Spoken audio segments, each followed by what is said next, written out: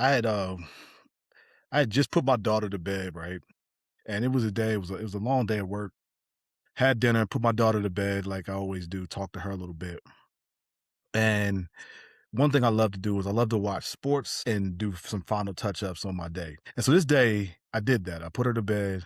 I was putting some final touch-ups on my day. And across the bottom of the screen said the NBA game was canceled because of a virus. And so, not really a news watcher, I closed my laptop and I said, "This is serious." And I remember just going and getting in the car, not saying much. And when I got to the grocery store, it was like a Saturday morning when you go to the grocery store, it was super packed and people weren't saying that there was a somber mood in the grocery store and people are just loading up carts. And I know I put as much as I could in 2 carts, probably spent around $700 that day because I didn't know what was going to happen next. For me, as soon as I got those groceries, I got back to the house and I said, "What's really going on?" And I remember turning on CNBC and they had all the Dow futures down, the S&P futures are down. And at that point, I'd already been doing financial advising for over 10 years, 12 years around that time. And I panicked. I moved some investments around. I didn't know what was going on. That day, even with all my experience, I remember not being sure of what was going to happen next with my money. And so that leads me to the conversation we're going to have today. When world events happen and we panic, what does it mean? And that day, I admit I did panic. Now we did do some different things differently, but the things that we're going to talk about tonight are what to do when world events happen and how we manage it. Because at the end of the day, if we don't have a strategy, then we end up losing and not being able to win and create legacy the way we want to for our family. So today we're going to talk about the Iran war, how that relates to even the coronavirus and other world events, and what people that are now TSP millionaires and others have done to be able to weather those storms in a strategic way. Because at the end of the day, no matter what's going on, we must always have a foundational strategy, a tax and inflation strategy, and a risk management strategy. So today we're going to take a look back so we can move forward and be all right. So one of the questions that I've been asked a lot about from text, I got a bunch of texts this weekend, a bunch of calls on for Monday was, Mr. Smith, now that there's a conflict going on, should I move all my money to the G fund? Which is a common thing that people do in times of conflict. And so what I want to do, and it's a great question to ask. And so what I want to do is I want to take a look back at the last 30 years and look at what the market has done in those times. When we look back at the last 30 years when it's come to conflicts, we look at the Gulf War, we look at 9/11, we look at the Iraq War, and even the Russia and Ukraine. Those 3 times, in those 4 conflicts, the market has dropped at the initial situation 13, 11, 5, and 5%, right? Double-digit drops in one, 5% or more in the others. But over time, those markets have bounced back. Even in the coronavirus, the market had dropped over 20%, but then over the next 2 years, it went up 75%. And so what this says is, if you're patient, the market will drop back. The biggest mistake that people make is the fear hits, you move everything to the G fund. And I always talk about this. You lock your money into the basement. And so you lock your money in the basement. And then when that market bounces back, you're locked in that basement and it takes you even longer to get out because you panic. And then all of a sudden now it takes you longer to get out. So I want to give you an example of that. So here's a person, 2 people, 230,000. Both of them have money in the C fund. And this is an example of during the coronavirus era in 2020, right? So you have 2 people, one person 230, both people 230,000, both had their money in the C fund. Panic hit, market started to drop. One moved their money to the G fund. Another person moved their money, let's let their money ride. And I've seen this happen over and over and over again. And so in that example, market drops. Now this person's down to 162. The other person also went down to 162. But then when the market recovered, The person that was still in the G fund is still in that 162 range, right? In the 160 range, because the G fund is just not moving as fast as the C fund when it bounced back. So now the C fund by year end was plus 18%. Now they're at 272 a year later, because again, you never really know when to get in and out the market. And a lot of folks, and this happened a lot for all of y'all that were working in 2020 in 2008. I've had many calls where people moved their money in 2008 after the market lost 30% and they never went back. And those folks, retired a whole lot less. So in this example, if you look at the last 5 years, if you would have done that in the 2020 example, you'll be down with that person at the end of a 5 year stretch after moving their money from the G fund, from the C fund to the G fund and never moving it back out because they said, I'm done taking risk. Would have ended up at 186 over the last 5 years, whereas the other person would have been at 452. That's a significant jump. That's a $200,000, $266,000 gap, all because one person stayed the course, whereas another person had fear and stayed in the G fund and didn't move again. And we see that a lot. Now, you can go anywhere between that, and that's what the next slide talks about. When it comes to financial planning, the reason why you want to stay the course and have a strategy, right? I'm not saying just stay in the C fund blindly. I'm just saying make sure you have a strategy. And this is why we talk about the financial house and we talk about those three layers to your retirement plan. And especially for you all. And when I talk about the financial house, I'm really talking to folks that are retiring in the next 2 years or are already retired. If you have longer to work, you should just stay the course of allowing your money to stay CSI, let it ride. History has proven that, and just let it ride. And these things that happen in the market, you just don't pay them any attention. But if you're somebody that has 2 years or less for as far as retirement go or already retired, you really can't operate that same way because these dips really impact you. And so I'm really speaking to you. And when it comes to time in the market, because oftentimes you hear people say, well, I'm just going to move into the G fund now, or I'm going to move into this, I'm going to move less. I'm going to jump in and out of the market. The issue is timing the market is extremely tough. And so one of the things that we always talk about as advisors is a known fact is certain days every year where the market has its highest jump. And if you miss those days, then you miss significant growth. And so for this example is over the last 10 years. If you missed the 10 best days in the market, just the 10 best days, and the best days in the market typically happen 2 weeks after the initial drop, right? If a drop happens 2 weeks within that 2 week period, we don't know which day it will be. Typically, you have your highest spike days.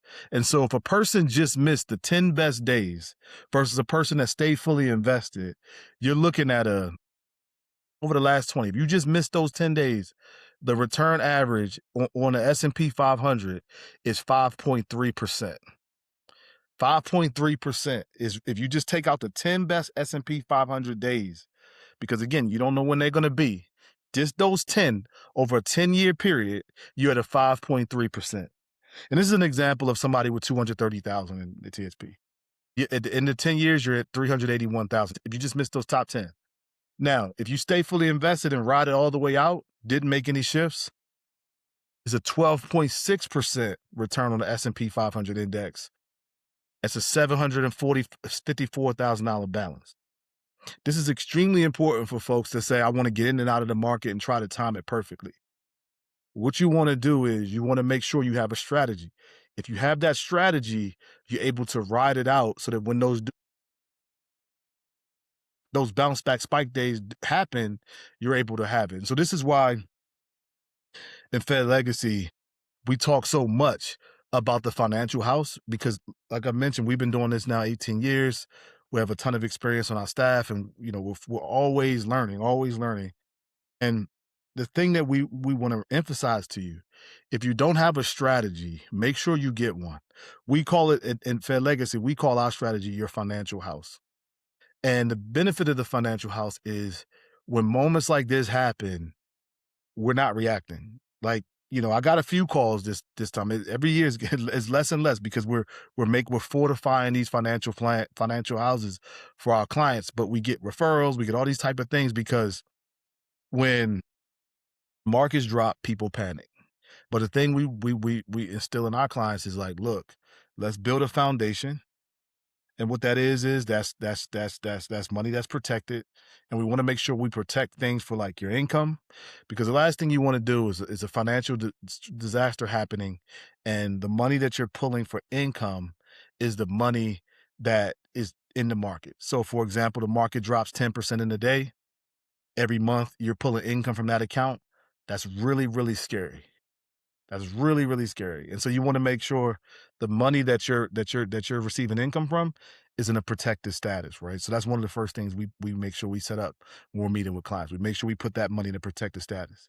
Now, on top of that, you want to make sure that you have money that is paying you income, but it's also outpacing inflation, because if you see, that's on the news all the time. And then you also want to make sure you have a tax strategy. You want to make sure you're taking on the proper amount of risk. All those things we talk about consistently. But for example, I was talking to someone today and they were just saying, hey, well, this is an opportunity. It was my first call this morning. And because of our calls, they understand the power of the C fund over the long term. And they were like, well, I do have some money that's still sitting in the G fund. They had like a small percentage. There's like, well, this is a good time probably to buy some of this, some C fund, because the market is dipped. I can buy those shares at the dip. And that's exactly what we had her do, right? And so you want to make sure you have a strategy, because when you have a strategy, moments like this, moments of panic or opportunities, he keeps a certain amount of money, cash, for when the markets panic, right? And so keeping, and what that means is, and that could be, in your case, it could be money in the G fund, right? That you're strategically using to buy C fund. And we don't have to get too deep in the weeds on that, but it's just opportunities like this are not where you panic and move money to the G fund, right? You want to make sure you have a strategy that over the next 5 to 10 years, you can ride that strategy out, so that no matter what happens in the market, you have a win already.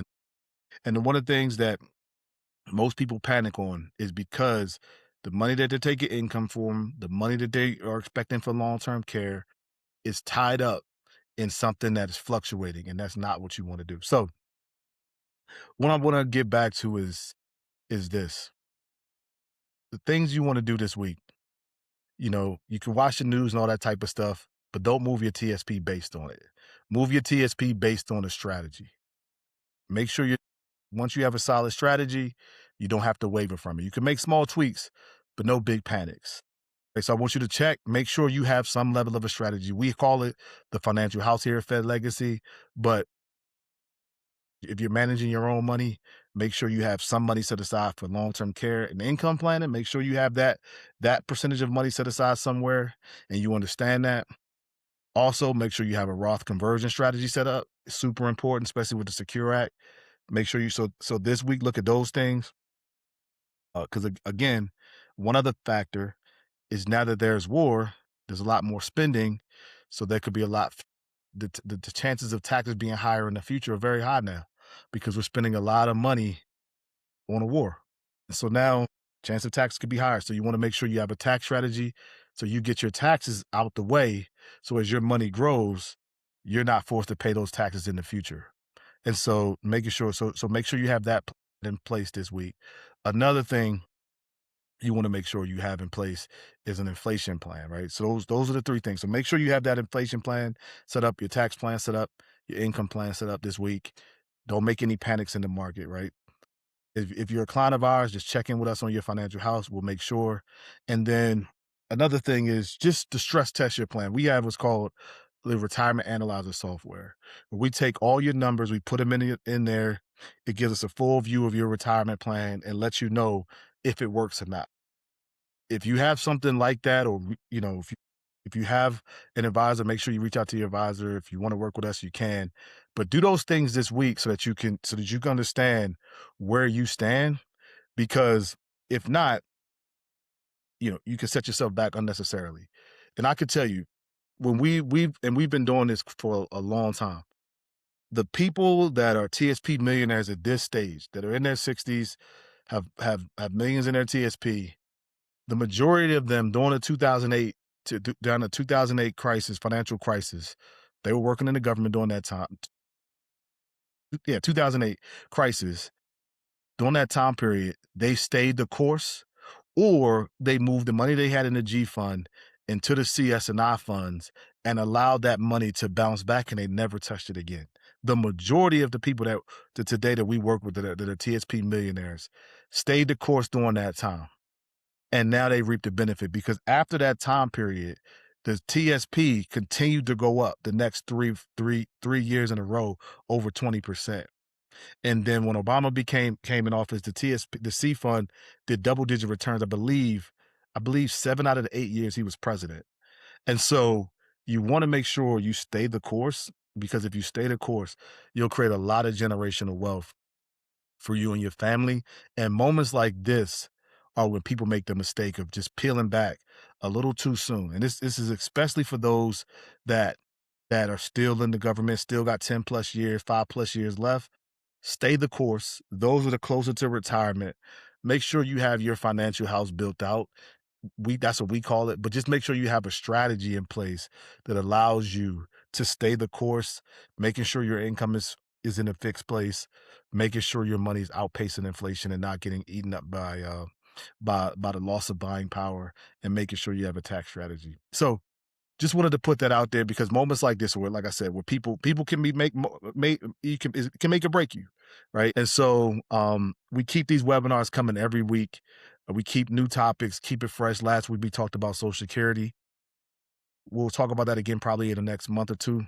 And so we'll keep these fresh, making sure, and we also tailor these sometimes to the questions that you ask. We see some consistent questions asked. We'll tailor it. Risk has been a big thing for a lot of folks, so we always want to keep that there. So we'll see you all next week.